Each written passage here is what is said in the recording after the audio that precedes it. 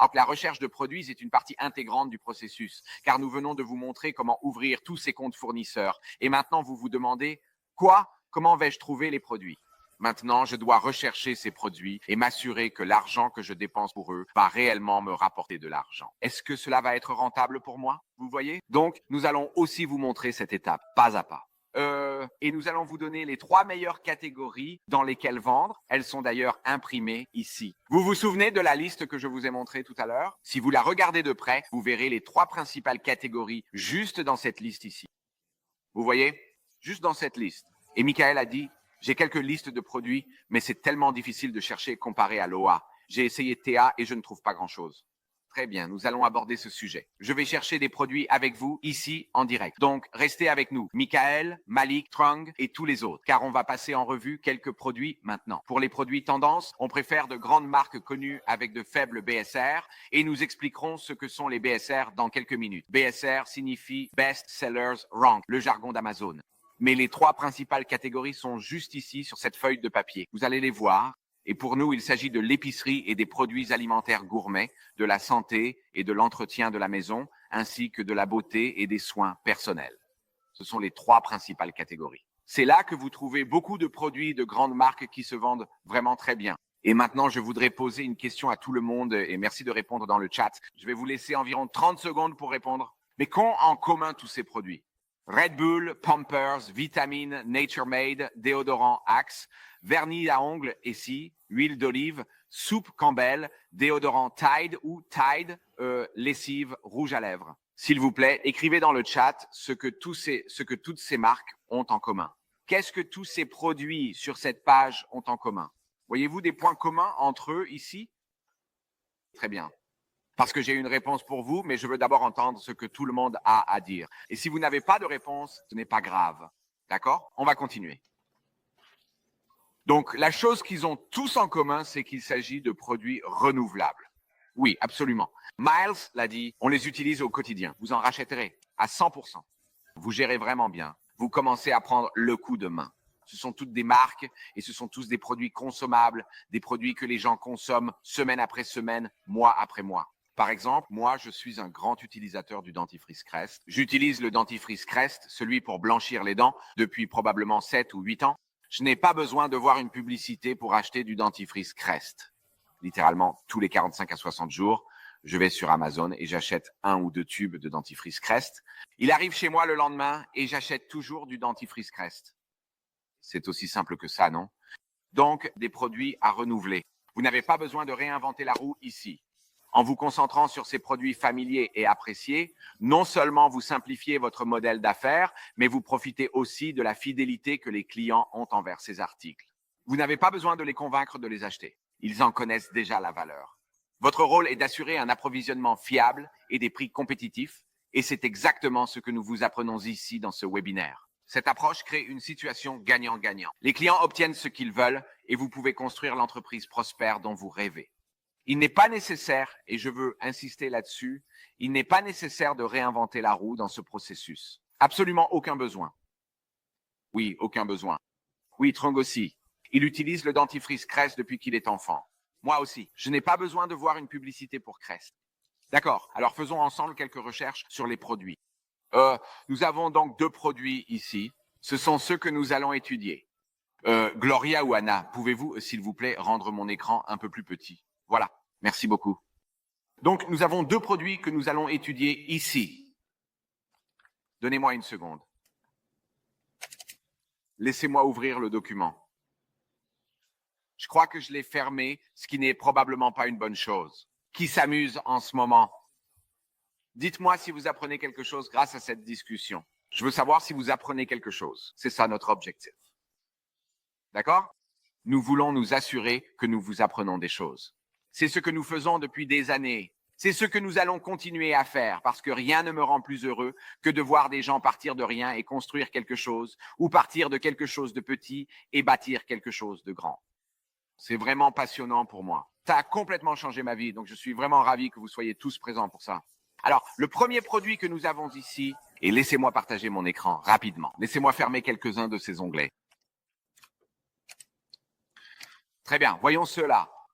Donc, nous avons le produit Earth Science. Nous allons imaginer qu'un fournisseur a ouvert un compte avec vous et qu'il vous a envoyé un catalogue de vente, en gros. Là, il n'y a que 2 produits, parce que c'est juste un exemple, d'accord? Mais ce sont 2 produits que j'ai littéralement trouvés ce matin en préparant cette présentation dans un catalogue de vente, en gros, que nous avons reçu il y a seulement quelques jours.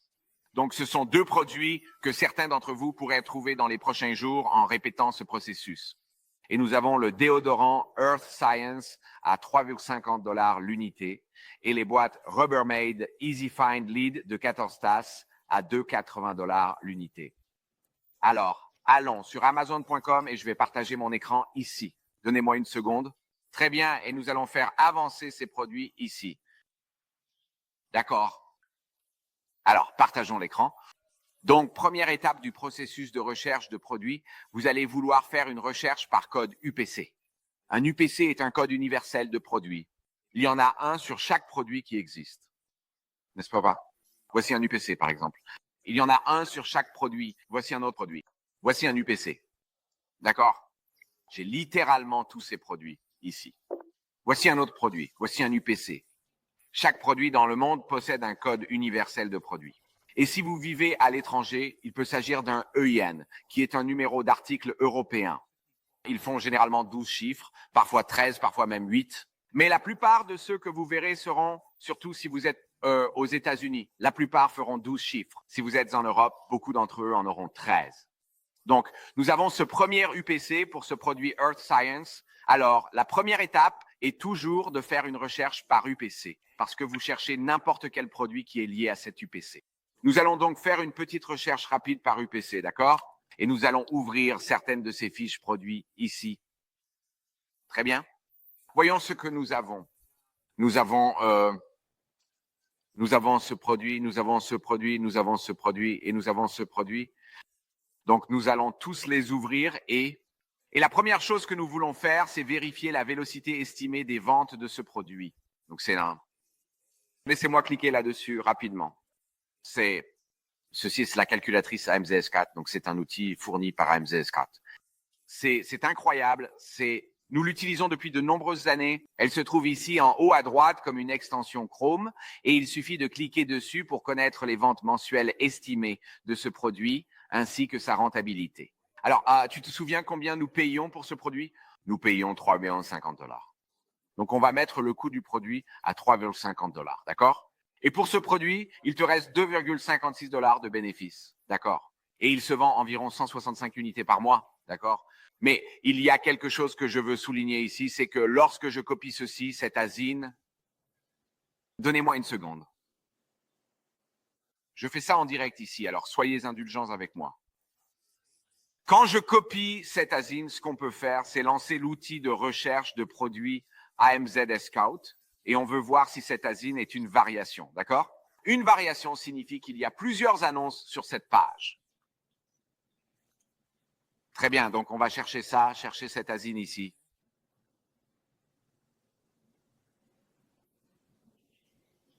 Je ne sais pas pourquoi ça ne... Donnez-moi une seconde ici.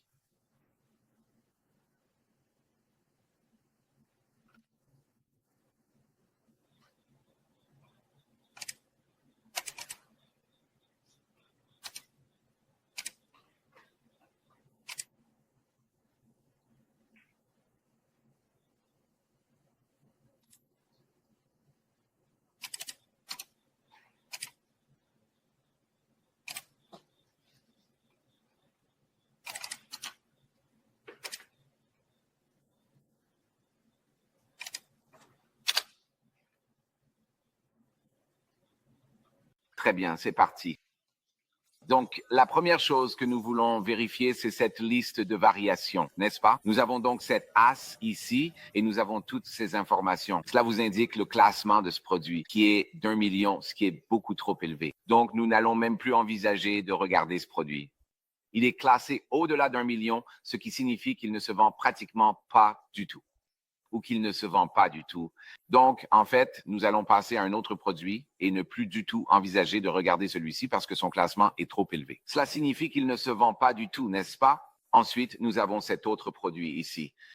Nous allons ouvrir cette extension Chrome ici et voir quelles sont les ventes estimées. Elle ne fournit aucune information. Donc, ce que nous allons faire, c'est copier la ZIN et nous allons utiliser ce AMC Scout Product Finder et nous allons rechercher ce produit ici.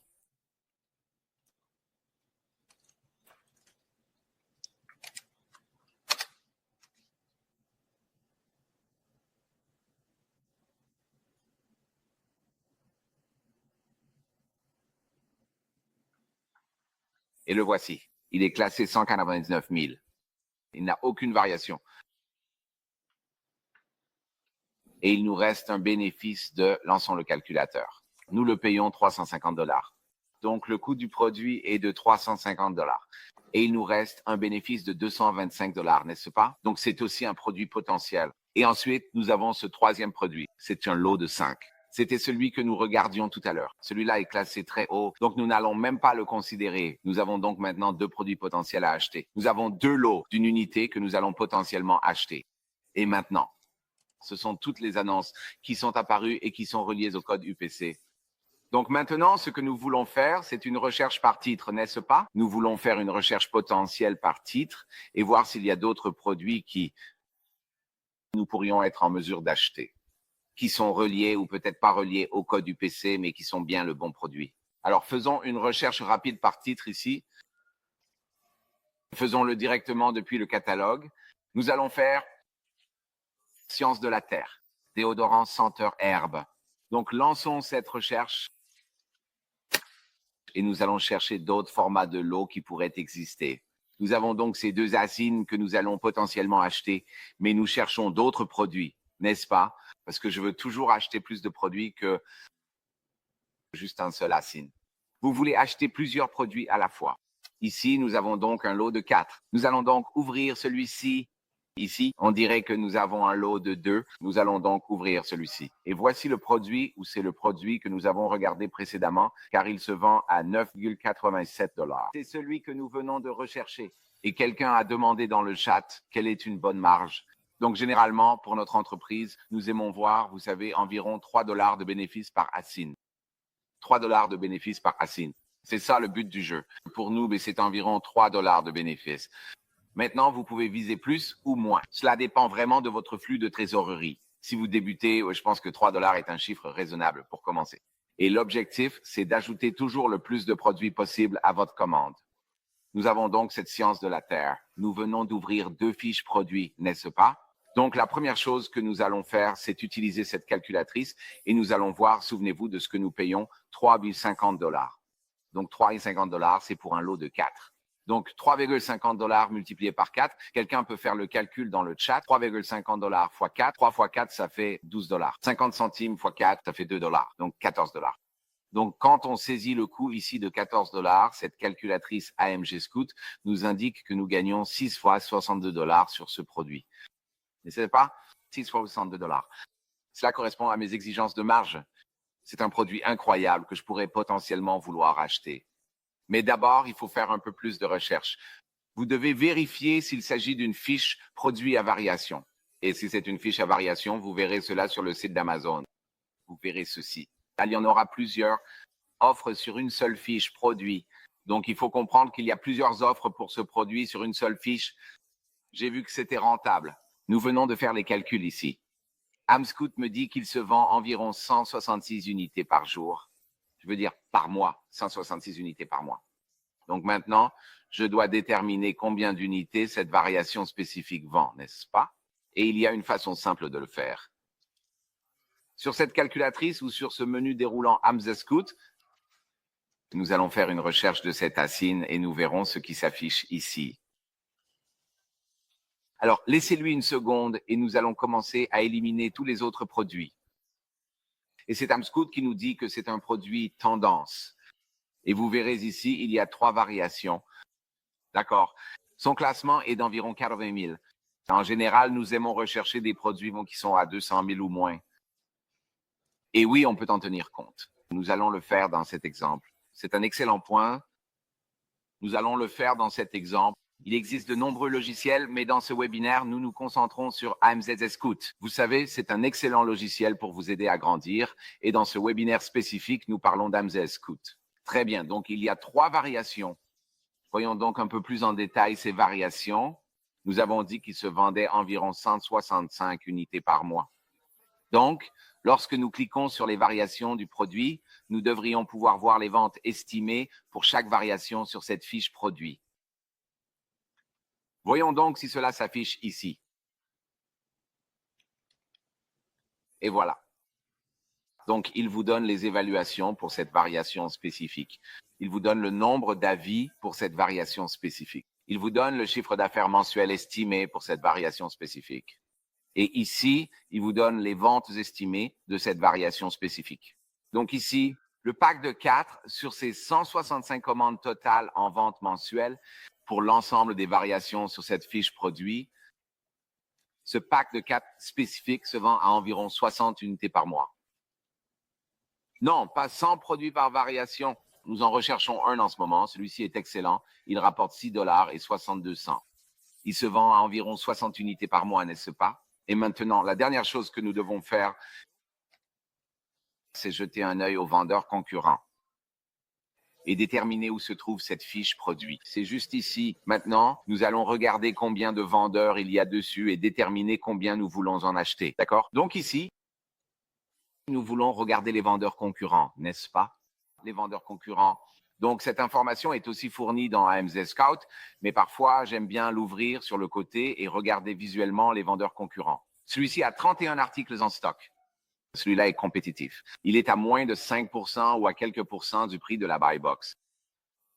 Et le prix de la buy box, c'est le premier vendeur qu'il a, 30,95 ou 30,05. Donc, celui-ci est à 29,99, celui-là à 30,05, celui-là à 30,05 et celui-là aussi à 30,05. Et puis, ce vendeur n'est pas compétitif. Il est à 39,99, un autre à 34. Celui-ci est à 47. Ce ne sont même pas des vendeurs compétitifs. Je ne les inclus même pas dans mon calcul. Donc, juste en me basant sur ça, je vois un vendeur compétitif parce que celui-ci a 31 articles en stock. J'en vois un deuxième parce que celui-là en a 12 en stock. Même si cette personne a un prix compétitif, je ne la considérerai pas comme un vendeur compétitif car il ne lui reste qu'une seule unité. Elle va probablement tout vendre en quelques heures, voire d'ici la fin de la journée. Donc, ça fait toujours 2 vendeurs compétitifs. Celui-ci a 3 unités restantes. Je ne vais pas le considérer comme un vendeur compétitif.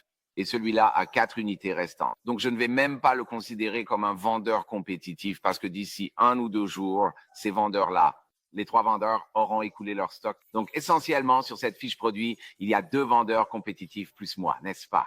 Alors, sortons une petite calculatrice et on va faire ça. Laissez-moi la mettre à l'écran pour que vous puissiez tous voir. Donc maintenant, on va prendre ces 60 unités par mois. D'accord? On va prendre ces 60 unités par mois, 60, et on va les diviser par 3.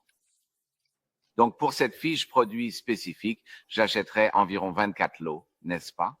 Donc 20 fois 4, et vous voulez vous assurer que c'est divisible par 12 parce que ces produits sont vendus par carton de 12 et 80 ne sera pas divisible par 4. Donc je vais probablement arrondir à 24 lots de 12, n'est-ce pas? Parce que lorsque vous achetez du stock, il est généralement expédié en carton. Passe-moi une de ces boîtes. Non, une de celles-là, cette boîte juste ici, cette boîte. Oui, donc généralement, lorsque vous recevez des produits, ils arrivent dans des cartons comme celui-ci. Et ce sont généralement des cartons de 6, des cartons de 12. Maintenant, je sais par expérience que ce produit est expédié par carton de 12. Donc, lorsque vous le commandez, vous allez vouloir commander des quantités qui sont divisibles par 12. D'accord. Donc, pour celui-ci, au lieu d'en prendre 20, on prendrait 24 packs de 4. Donc, pour celui-ci, on achèterait 24 fois 4. On obtiendrait 96 unités individuelles pour celui-ci, multiplié par 3,50 en coût. Donc, cette commande pour ce pack de 4 spécifiques nous coûtera environ 344 $. Et maintenant, quelqu'un l'a demandé tout à l'heure, est-ce que tu vas inclure les frais de port dans ce calcul? Absolument. Vous pouvez calculer les frais de port et on peut faire un exemple rapide avec des frais de port. Donc, disons que vos frais de préparation sont d'$1 et que votre coût d'expédition vers Amazon est d'$1. Vous ajoutez ce coût ici, $2 plus $1 et vous gagnez toujours 4,62 $ sur ce produit. C'est plutôt enthousiasmant. Si vous voulez mon avis, je ne vais pas me plaindre de 4,62 $, n'est-ce pas? Parce que maintenant, vous allez prendre ces 4,62 et on va juste faire un peu de calcul pour voir la rentabilité. Très bien, mais nous allons prendre ce 462, on va les multiplier par les 24 commandes que nous recevons. Donc, on va faire environ 110 $ de bénéfices sur ce lot de 4. Et nous avons dépensé environ 336 $ pour l'acheter. Donc, ce produit a un retour sur investissement d'environ 33%. J'accepte ça sans hésiter parce que ce n'est qu'un des nombreux produits que vous allez acheter. Juste un parmi tant d'autres, n'est-ce pas? Parce qu'ici, sur la même déclinaison, vous pouvez voir qu'il y a un lot de 2 sur la même déclinaison. Il y a littéralement un lot de 2 juste ici. Très bien. Alors, on va ouvrir ce pack de 2 et maintenant, on va l'analyser de la même manière que le pack de 4. Très bien. Donc, coût des marchandises, encore une fois, sortez la calculatrice. Quel était le coût des marchandises? 3,50 $. Donc, le coût total de l'article était de 7,20 $ pour ce produit, pour le pack de 2. Il nous reste 7,54 $. Pour reprendre ce que Nick a dit tout à l'heure, on va même ajouter le coût d'expédition de BOAS au dollar. Et sur cette annonce, on réalise un bénéfice de 5,54 $. Je suis enthousiaste à ce sujet. Maintenant, non seulement nous achetons les 24 packs de 4 pour le produit que nous venons d'analyser, mais en plus, nous allons potentiellement acheter aussi ce pack de 2. Très bien. Oui, absolument. Qui a dit ça? Oui, on va, jusqu'à présent, on achète le pack de 4, on va probablement acheter le pack de 2 et en achetant le pack de 4 et le pack de 2, je vais sans doute prendre aussi quelques unités du pack d'une pièce et de l'autre pack d'une pièce qu'on a étudié auparavant. Parce que même si leur marge, leur profit était d'environ 2 $ à 2,50 $, on achète déjà le stock. Donc, je veux en quelque sorte profiter au maximum du stock disponible pour saisir toutes les opportunités. Je vais donc prendre le pack de 4, le pack de 2, et je vais probablement aussi prendre ces 2 packs individuels. Voyons maintenant combien de stock on va acheter pour ce pack de 2. On va donc ouvrir AMZ Scout et vérifier à nouveau la variation. On aurait pu vérifier avant, mais j'avais raté le pack de 2. Donc maintenant, on va faire une petite recherche rapide ici. Ça va éliminer toutes les options et on va analyser ça en détail. Tu me suis?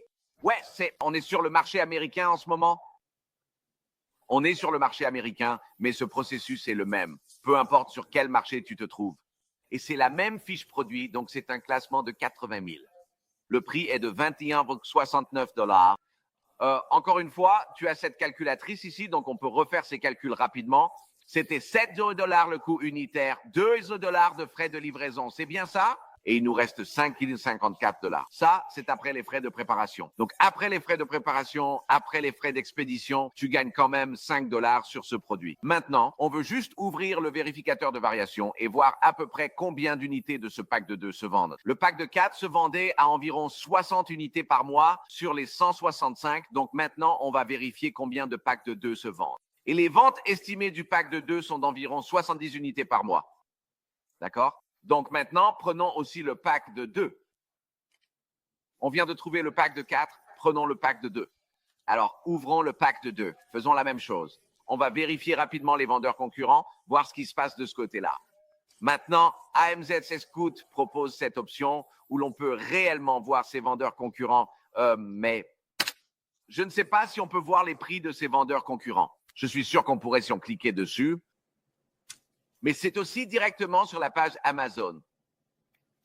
Donc, vous pouvez voir le nombre d'avis et vous pouvez voir le nombre de vendeurs. 2 vendeurs. D'accord? Et normalement, 2 vendeurs, ce serait un signal d'alerte, mais vous pouvez vérifier le nombre d'offres et voir s'il y a eu plus de 2 vendeurs. Et on vient juste de regarder le pack de 4 et sur le pack de 4, il y avait 8 vendeurs. Donc, c'est un bon indicateur que pour ce produit, vous n'aurez pas de plainte de la part d'Amazon parce qu'il y a 8 vendeurs sur l'autre fiche. Et le pack d'une unité avait 5 vendeurs. Et cette fiche-ci en a 2. D'accord. Donc, sur cette base, on va ouvrir la scène et on va voir où est-ce que c'est passé. Ouvrons ça dans un nouvel onglet. Je suis toujours du genre à tout ouvrir dans un nouvel onglet. Et maintenant, on va regarder ces 2 vendeurs. N'oubliez pas, cette fiche vend environ 70 unités par mois. Et donc, on a ce vendeur à 21,69 $. Donc, c'est vraiment le seul vendeur compétitif. Et aussi, j'aimerais souligner qu'il n'est pas seulement sur la fiche dans la buy box, mais c'est aussi un vendeur FBM. Parce qu'ici, il est écrit expédié par eBuy Direct, vendu par eBuy Direct. Et il n'a que 12 unités en stock. Donc, encore une fois, si on sort la calculatrice, considérons simplement 2 vendeurs compétitifs. On divise ça par 2, il vous reste 35 lots de 2 que vous pourriez acheter. Et simplement par expérience, je serais probablement un peu plus agressif ici, simplement parce que ce vendeur n'a plus qu'environ 12 unités. Donc, personnellement, et 35 fois 2, ça fait 70 qui n'est pas divisible par 12. Donc, je prendrais probablement, je dirais, environ 42 assignés de celui-ci, 42 lots de 2. Donc, 42 fois 2, ça ferait 84 unités. C'est divisible par 12, non? Donc, sur l'autre fiche produit, on obtient 96 unités.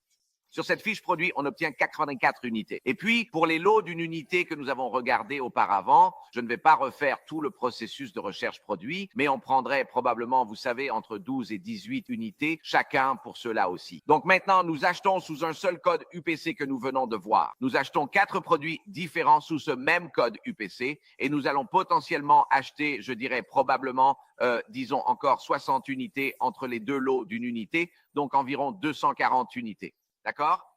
Avec un bénéfice moyen de, vous savez, 4 à 5 dollars par vente, ce qui est plutôt impressionnant. Et puis, on divise par 12. Donc, pour ce produit, vous allez obtenir environ 12, ça ou 20 cartons. 20 cartons d'un produit, ça nous a pris combien de temps? Quelques minutes. Pour le BSR du produit, on aime généralement viser 200 000 ou moins. Et la raison pour laquelle, Janine, 2 vendeurs ou moins serait un signal d'alerte si historiquement, il n'y avait eu que 2 vendeurs ou moins, c'est parce que cela pourrait signifier que c'est la marque elle-même qui gère la fiche produit ou qu'il y a un vendeur exclusif sur la fiche. Et cela peut être compliqué. Vous pouvez recevoir des plaintes pour atteinte à la propriété intellectuelle. Donc, en général, ce que vous devez surveiller, ce sont les vendeurs ou les fiches produits qui ont plusieurs offres. En général, 3 ou plus, c'est vraiment l'idéal. 3 ou plus, très bien.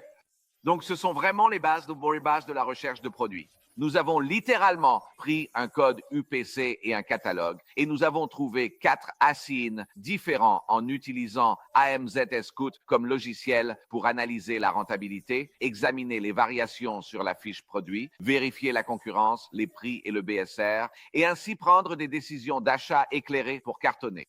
Vous voyez? Vous avez compris l'idée ici. Je ne vais même pas faire le Rubbermaid. Je pense que vous savez, ça donne un peu les bases de la façon de faire de la recherche de produits. Et encore une fois, ceci n'est que pour l'infrastructure de base, d'accord? Comme je l'ai dit, vous n'allez pas construire une entreprise à 1 million de dollars grâce à ce webinaire. Mais le but est de vous donner les lignes directrices et l'infrastructure pour être capable de le faire après ce webinaire. Alors, revenons à ce webinaire ici et continuons ce produit à gauche, le Earth Science. Et nous avons trouvé 4 annonces différentes sous lesquelles nous pouvions l'acheter. N'est-ce pas? Et j'imagine que pour ce Rubbermaid à droite, on trouverait probablement encore 2 à 4 annonces sous lesquelles on pourrait le vendre. Donc, si vous comptez 4 annonces, on obtient environ, en termes d'asine, peut-être 80 unités x 5. Ça fait environ 400 dollars de bénéfices rien qu'avec le Earth Science. Et puis, pour le Rubbermaid, si on faisait aussi cette recherche, on pourrait imaginer qu'on gagnerait encore 300 à 400 dollars avec ce produit. Et 2,80 dollars dans le catalogue. 3,50 dollars l'unité. On n'a même pas demandé de remise au fournisseur. Imaginez si on l'obtenait à 3 dollars l'unité auprès du fournisseur. Et maintenant, on gagne 1 dollar supplémentaire de profit sur le pack de 2 et 2 dollars supplémentaires sur le pack de 4. C'est un vrai changement de donne. C'est vraiment un changement de donne. Maintenant, ton bénéfice passe de 5 dollars à 9 dollars. N'est-ce pas? Ou de 5 dollars à 7 dollars sur le pack de 4 et de 5 dollars à 6 dollars sur le pack de 2. C'est vraiment un changement radical. Est-ce que ton fournisseur emballe en 1, 2 ou 4 packs ou est-ce que cela se fait dans ton entrepôt ou centre de préparation? Cela peut se faire à tous ces endroits, Justine. Tu peux trouver un fournisseur qui proposera ses services de préparation moyennant des frais supplémentaires ou tu pourrais l'envoyer à un centre de préparation pour qu'il s'en charge ou tu pourrais le recevoir chez toi pour préparer le produit ou tu pourrais l'envoyer à Amazon. Enfin, Amazon n'offre pas de service de regroupement. Donc, tu ne pourrais pas l'envoyer à Amazon sans qu'il soit préparé au préalable.